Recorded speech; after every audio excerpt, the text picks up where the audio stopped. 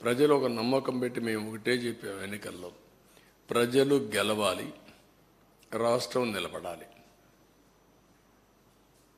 ప్రజలు గెలిచారు, గెలవడానికి దోహదం చేశారు, ఒక హిస్టారికల్ తీర్పు ఇచ్చారు. రాష్ట్రం నిలబెట్టడం ఇప్పుడు అందరి బాధ్యత. అది మేము బాధ్యత తీసుకుంటాం.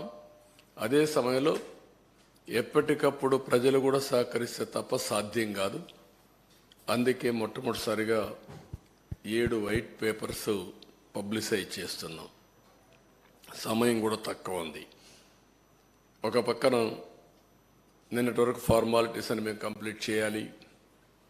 అది అయిన తర్వాత కేంద్రంలో బడ్జెట్ పెడుతున్నారు, ఇక్కడ బడ్జెట్ పెట్టాలి. కేంద్రంలో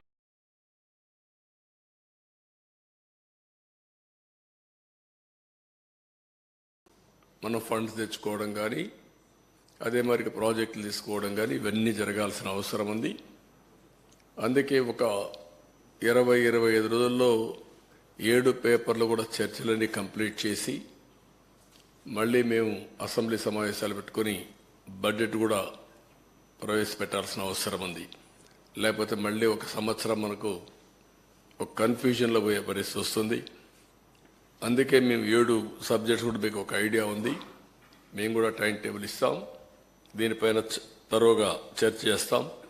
చర్చ చేసిన తర్వాత ప్రజలందరూ ఇచ్చిన సజెషన్స్ కూడా తీసుకొని వెబ్సైట్స్ అన్ని, ఇప్పుడు ఇరిగేషన్ ఉంది, ఈ ఇరిగేషన్ ఒక వెబ్సైట్ ఓపెన్ చేస్తాం. టోటల్ డాక్యుమెంట్స్ అన్నీ అందులో పెడతాం. ఎందుకంటే ఒక అలవాటు అయిపోయింది, ఏది చేసినా ఎదురుదాడి చేయడం. ఒక మీడియాలో ఇదే పనిగా వాళ్లకు క్రెడిబిలిటీ లేకపోయినా, విశ్వసనీయత లేకపోయినా చెప్పిన తప్పులే 100 సార్లు చెప్పి ప్రజలను నమ్మించే ప్రయత్నం చేయడం. దానికి చెక్ పెట్టాల్సిన అవసరం ఉంది. దానికోసమే ఈరోజు మా ప్రయత్నం. తప్పకుండా ఎప్పటికప్పుడు వాళ్ళు చెప్పినట్టన్నిటికీ కూడా ప్రజలే సమాధానం చెప్పే విధంగా ప్రజా చైతన్యాన్ని తీసుకొస్తాం. ఇప్పుడు ఫస్ట్ తీసుకున్న పేపర్ మేము చూస్తే 2 భాగాలు ఉన్నాయి. కానీ మొదటి భాగం పోలవరం, రెండవది ఇరిగేషన్ ప్రాజెక్ట్స్, సాగునీటి ప్రాజెక్టులు. ఈరోజు మేము సాగునీటి ప్రాజెక్టులు తీసుకోవడం లేదు. ఆంధ్రప్రదేశ్ రాష్ట్రానికి సాగునీటి ప్రాజెక్టుల అవసరం చాలా ఉంది.